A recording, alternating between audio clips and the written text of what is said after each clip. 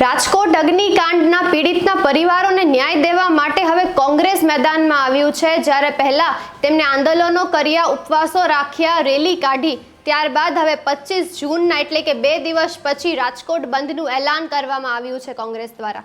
અને સાથે જ એ પણ જાણવા મળ્યું છે કે પીડિતના પરિવારને હવે એસઆઈટીની તપાસ પર જરાય વિશ્વાસ નથી।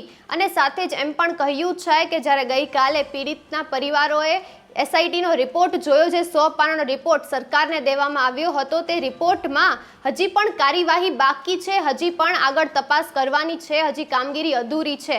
તે અંગે તેમને કહ્યું છે કે એમને હવે એસઆઈટીની કોઈ પણ કાર્યવાહી પર વિશ્વાસ નથી। નમસ્કાર, ટકાટક મીડિયામાં હું આપની સાથે હેમાંગી બા।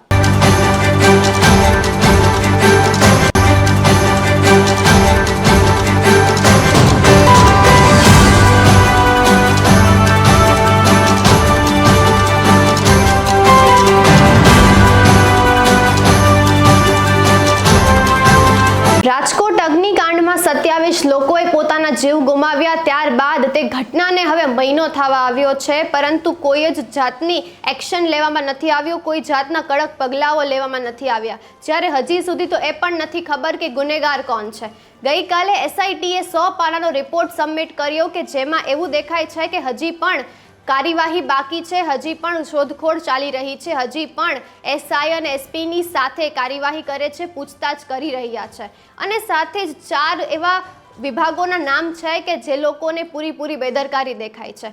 ત્યારે હવે કોંગ્રેસ તમામ જ લોકો માટે, પીડિતના પરિવાર માટે મેદાનમાં આવ્યું છે। પહેલા ધરણા કર્યા, ઉપવાસો કર્યા, રેલી કાઢી, ત્યારબાદ હવે 25 તારીખના રાજકોટ બંધનું એલાન કર્યું છે। જ્યારે તમામ જ કોંગ્રેસના નેતા અને સભ્યો, કાર્યકર્તાઓ લોકોને રાજકોટ બંધ એલાન કર્યું છે તેમાં જોડાવા માટે અપીલ કરતા હોય છે। ત્યારે જિગ્નેશ મેવાડિયા અવારનવાર દિવસ લોકોને અપીલ કરતા દેખાયા છે।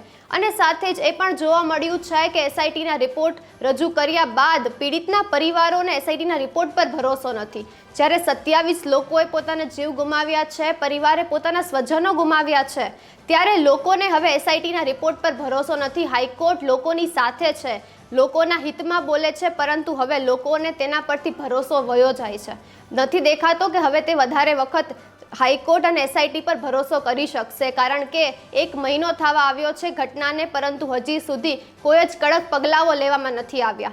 અને સાથે જ 25 તારીખના તમામ જ લોકો, પીડિતના પરિવારો, કોંગ્રેસના નેતાઓ, કાર્યકર્તાઓ, તમામ જ લોકો આ રાજકોટ બંધના આંદોલનમાં ભાગ લેવાના છે। અને સાથે જ જ્યારે પોલીસ કમિશનરની રેલી કાઢી હતી ત્યારે પણ પીડિતના પરિવારો, નેતાઓ, કાર્યકર્તા અને કોંગ્રેસની તમામ જ જનતા, જે કોંગ્રેસની સાઈડ છે, કોંગ્રેસના નેતાઓ, તમામ જ લોકો રેલીમાં જોડાયા હતા।